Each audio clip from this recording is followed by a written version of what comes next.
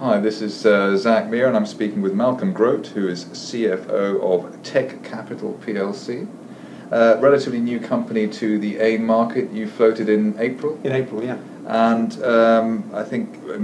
you're involved in a subject which may sound like rocket science to some, which is university intellectual property. Mm-hmm. Indeed. Can you explain a little bit about what that means? Yes, I can. I guess if you think about how change happens in the world we live in today, nearly all of it comes in one form or another from universities and from the research centres of the world.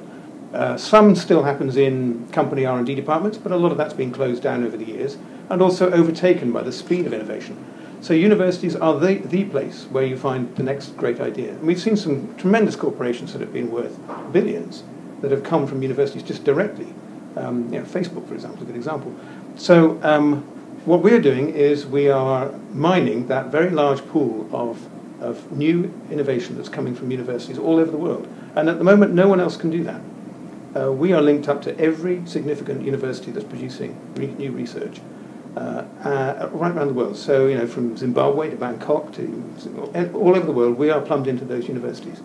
And it means that we can bring new ideas directly and very, very immediately to our corporate clients. And we're doing that through a filter system. We do it through a search engine, and then the filter is applied, which is some really bright scientists from around the world who are on our scientific advisory panel.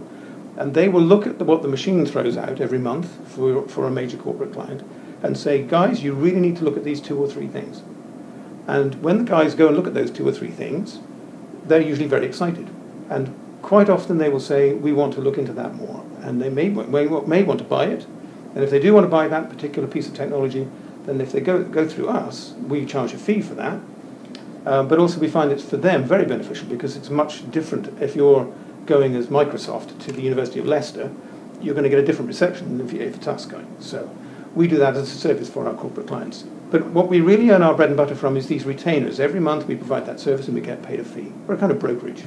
Right, and as I understand it, the search engine you have, which is going from Algeria to Zimbabwe and everywhere else, is unique to your company, is that right? It is, absolutely unique to us. No one else has anything that does this.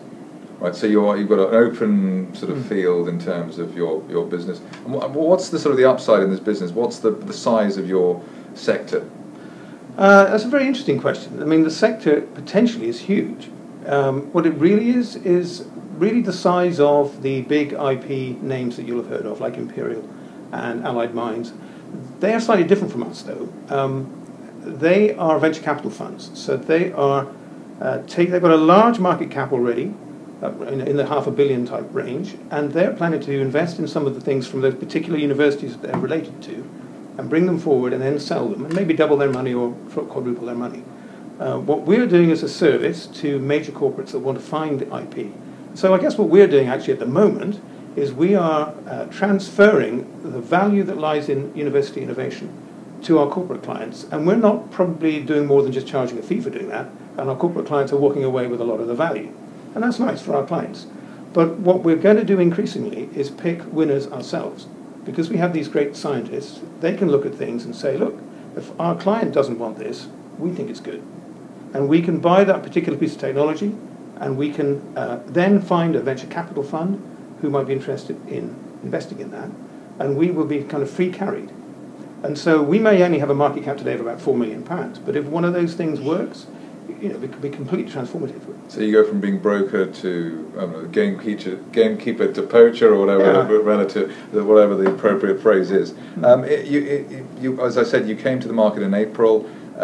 Since then, you've made an acquisition in July. What was the rationale behind that?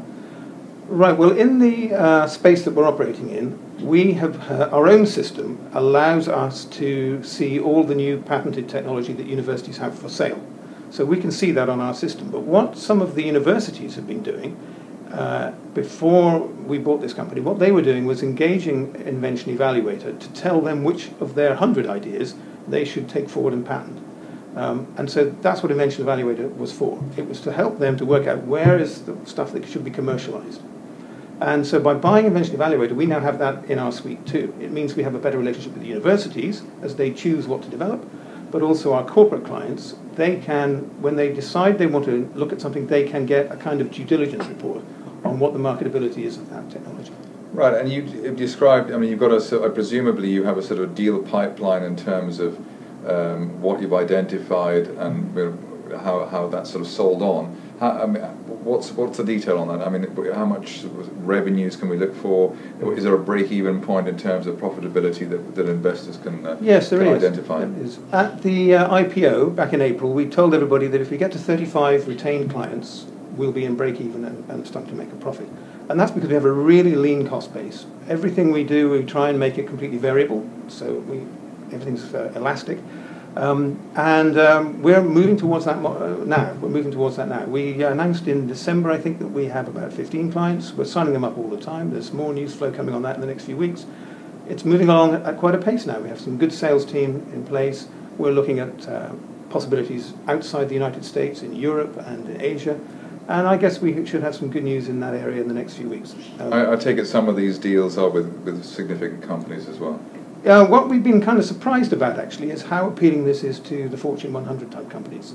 We did see it mainly appealing to life science companies, technology companies, companies whose very survival depends on getting the next thing in a particular field. But what we found is that big corporations are also very nervous of change happening past them.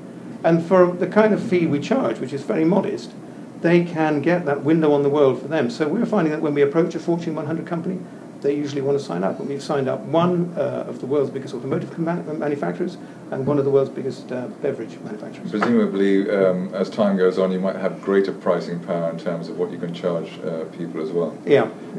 Just going, well, obviously we started 2015. What can we look forward to in terms of the news flow and things which may be exciting on the horizon?